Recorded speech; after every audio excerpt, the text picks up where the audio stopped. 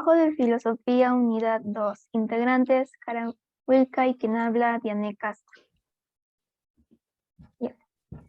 ¿De qué manera se evidencian los conflictos entre ambos tipos de sociedad? Además, ¿qué puede interpretar acerca de estos conflictos? Bien. El filme Víctor Frankenstein nos habla sobre la sociedad premoderna y la sociedad moderna, las cuales podemos identificar con los personajes que podemos encontrar en esta película. Con los personajes modernos tenemos a Víctor Frankenstein y el jorobado que rescata del circo, al cual le pone el nombre de Igor. Y con los personajes premodernos tenemos al investigador religioso y a la chica del circo de la cual Igor estaba enamorado.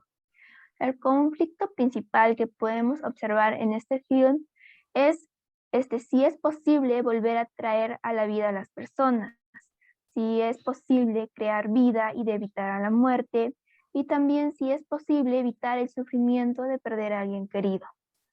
Siguiente. En ese sentido, otro conflicto que se puede observar va relacionado con la religión, porque en la sociedad premoderna aún se arraigaba firmemente a la idea de que la vida es una creación sagrada, sí y solo de Dios.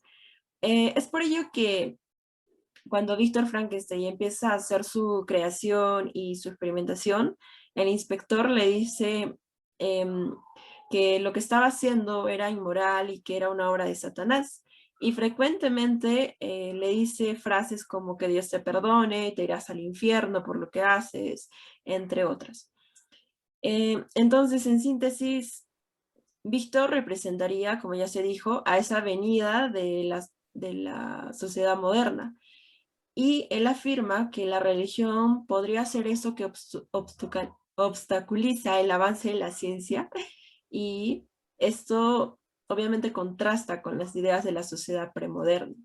Asimismo, se encuentra sobre las supersticiones.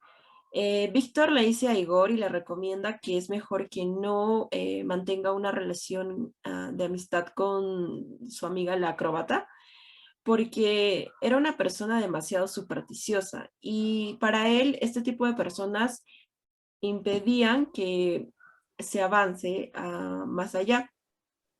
Y esto es verdad porque muchas veces las personas se dejan llevar por lo que dicen estas supersticiones que en la mayoría no tienen fundamento lógico. El tercer punto tiene que ver con la muerte y el orden de la naturaleza. En aquí nos vamos a que esta sociedad premoderna decía que no se podía cambiar el orden de la naturaleza ni del hombre.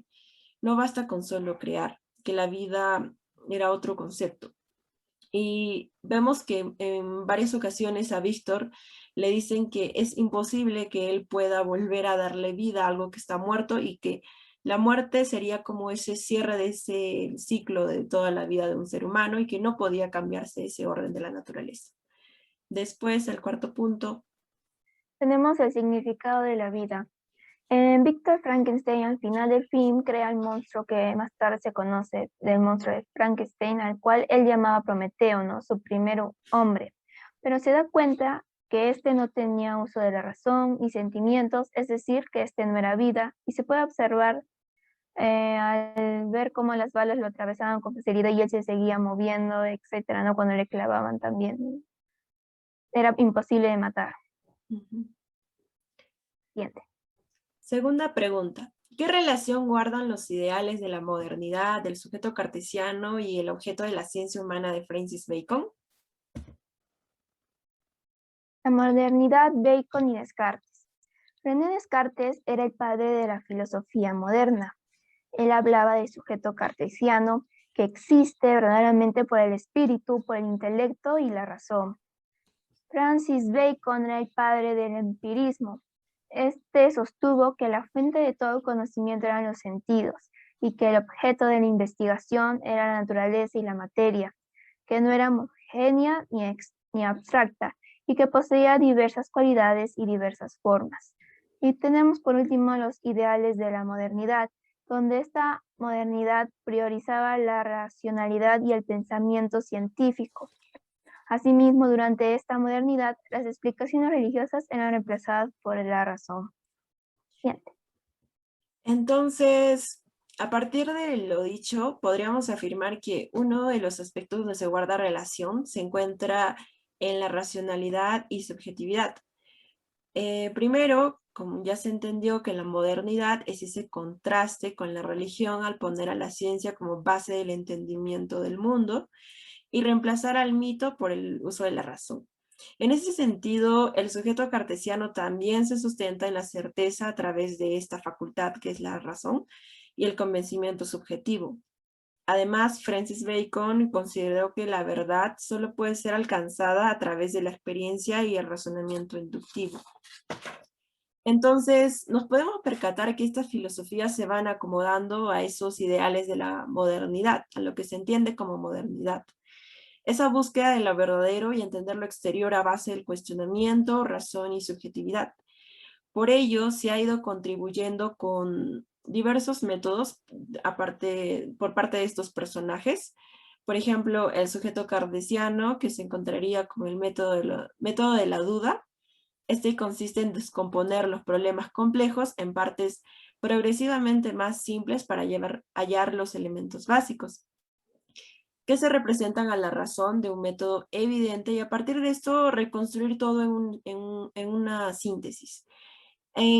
Debo recalcar que también el análisis o esa palabra análisis es importante en su método.